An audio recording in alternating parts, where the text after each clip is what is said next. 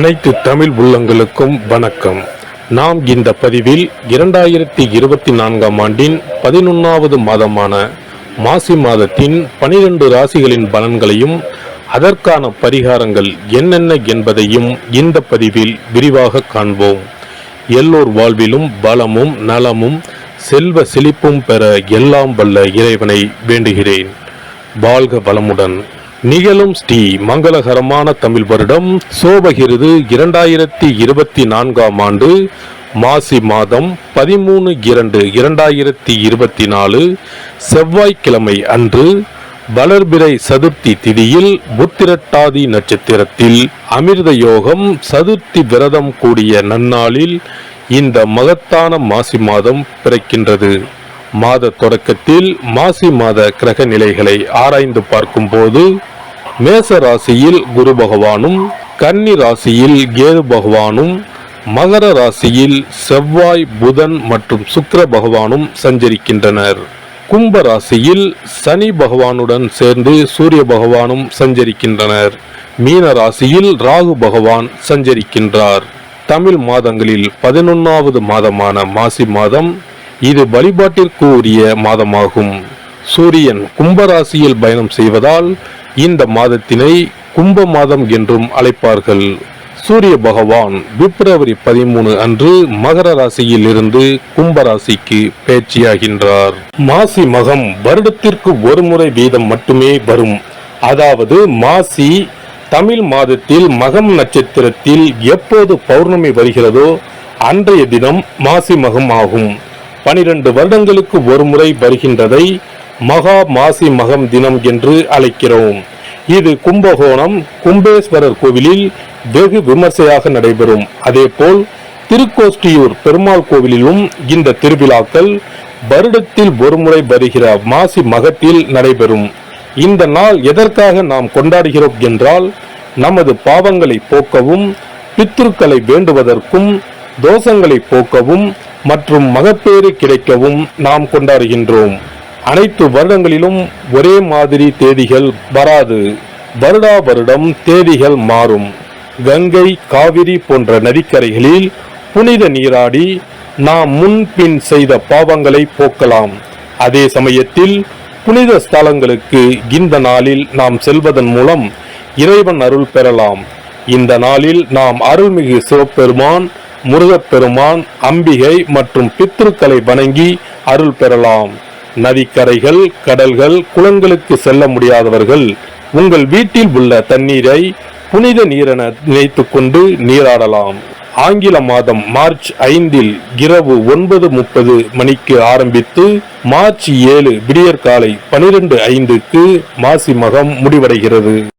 ரிஷபராசி அன்பர்களுக்கு கார்த்திகை 2, 3, 4ஆம் பாதம், ரோகிணி, மிருகசீரிடம் 1, 2ஆம் பாதம் நட்சத்திரங்களில் பிறந்தவர்களுக்கு இந்த மாதம்தான் உங்களுக்கான யோக கிரகங்கள் அனைத்தும் எல்லாவித சௌகரியங்களையும் ஏற்படுத்தி வாழ்க்கையை ஒழுங்குபடுத்தும். மாதம் தொடங்கி 2வது வாரம் முடிவதற்குள் வளர்ச்சிகளும் இனிமைகளும் ராசிக்கு 10ஆம் இடத்தில் அமர்ந்திருக்கிற யோகாதிபதியான சனி பகவான் மூலம் உண்டாகும். ராசிநாதனின் பலமும் அதிகமாக இருக்கிறது. செவ்வாயின் பலமும் ஏக தூக்கலாக சுழல்கிறது. ராகு கிரகத்தின் சஞ்சாரம் பிரமாதமாக இருக்கிறது. இதனை வைத்து துணிச்சலாக ஒவ்வொரு விஷயத்திலும் இறங்கி அதற்கான சாதகங்களை, பண வரவை, இனிமையான சம்பவங்களை சந்திக்கலாம். மாதம் தொடங்கி 8 தினங்கள் கடந்த பிறகு ஈடுபடுகிற காரியங்களில் எண்ணற்ற உயர்வுகள் உண்டாகும். 12இல் அமர்ந்திருக்கின்ற குருகிரகம் மட்டும் 11 தினங்கள் வரை கெடுபிடிகளை ஏற்படுத்தும். ஆனாலும் மாதம் முழுவதும் 10ஆம் இடத்தில் சூரிய கிரகம் வலிமையான அதிர்ஷ்டமான அமைப்பில் நகர இருப்பதால் எந்த சிரமம் நெருங்கினாலும் தவிடுபொடியாகும். பொருளாதார உயர்வுகளை, வசதி வாய்ப்பு அந்தஸ்துகளை சந்திப்பீர்கள். ரோகிணி நட்சத்திரக்காரர்களுக்கு மாதம் முழுவதும் எதிர்பாராத தொகை வரவும், உபரி கமிஷன் ஆதாய வரவுகளும், உத்தியோக இடத்தால் வரவேண்டிய ஊதிய நிலுவைகள் அனைத்தும் கைக்கு வந்து சேரும். அரசு வகையில் ஆக வேண்டிய காரியங்கள் நல்லபடியாக பூர்த்தியாகும். உத்தியோக பொறுப்பு பணி பதவி வகையில் அனுபவித்து வரும் சங்கடங்களுக்கு தீர்வு காத்திருக்கிறது. அடுத்தடுத்த மாதங்களுக்கான தொழில் வியாபார நிர்வாக சம்பந்தமான ஸ்திரத்தின்மையை மேன்மையை 10ஆம் இடத்தில் அமர்ந்திருக்கிற சனி பகவான் உண்டாக்கி தருவார். மிருக சீரிட நட்சத்திர இளம் தம்பதியர்களின் புத்திர பாக்கிய தாமதம் விலகும். இம்மாத புதன், வெள்ளி மற்றும் திங்கட்கிழமைகள் புதிய அதிர்ஷ்டங்களை பெறுவீர்கள். பெண்களுக்கு குடும்ப ரீதியான அல்லல்களுக்கு தீர்வு ஏற்படும்.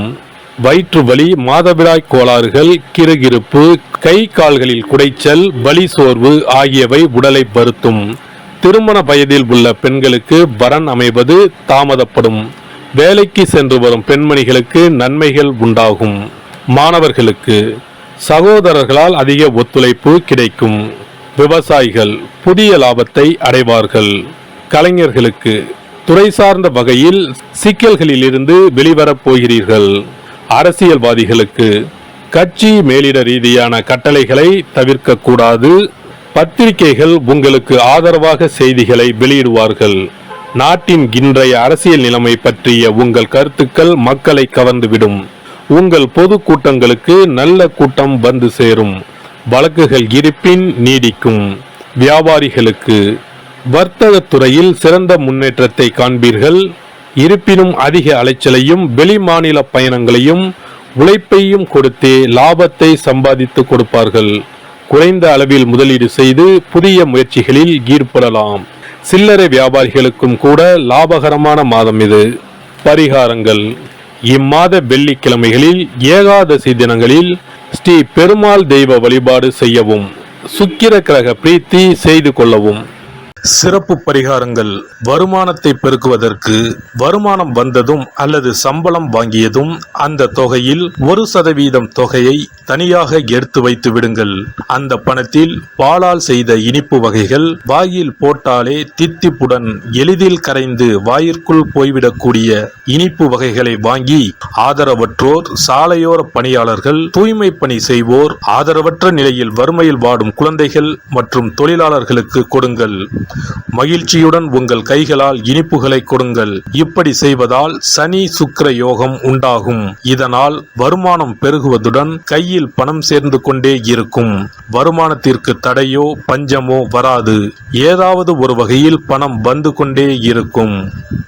இது தவிர மாத சம்பளம் வாங்கியதும் அல்லது கைக்கு வருமானம் வரும்போது ஒவ்வொரு மாதமும் முதல் செலவாக வீட்டிற்கு கல்லுப்பு, ஊறுகாய் போன்றவற்றை வாங்கி வைக்கவும். கல்லுப்பு, ஊறுகாய் போன்றவை மகாலட்சுமிக்கு மிகவும் விருப்பமான ஒன்று.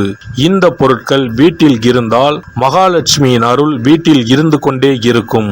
எந்த காரணத்திற்காகவும் இந்த பொருட்களை தானமாகவோ கடனாகவோ கொடுக்க கூடாது. தினமும் வீட்டை சுத்தம் செய்து அதிகாலையில் நீராடி வீட்டில் உள்ள மகாலட்சுமியின் படத்திற்கு முன் அமர்ந்து ஓம் யம் ஓம் அங் சிவாய நம, சவ்வும் நம சிவாய நம, ஸ்ரீயும் நம சிவாய நம, அங் உங் வங் சிவாய நம என்ற மந்திரத்தை சொல்ல வேண்டும். இந்த மந்திரத்தை தினமும் சொல்லி வந்தால் பணம் வீணாக விரயமாகாமல் பணம் சேர்ந்து கொண்டே இருக்கும். வாழ்க வளமுடன். இந்த வீடியோ உங்களுக்கு பிடிச்சிருந்தா லைக் பண்ணுங்க, ஷேர் பண்ணுங்க அண்ட் சப்ஸ்கிரைப் பண்ணுங்க. பக்கத்துல இருக்க பெல் ஐகானை கிளிக் பண்ணுங்க. நன்றி, வணக்கம், வாழ்க வளமுடன்.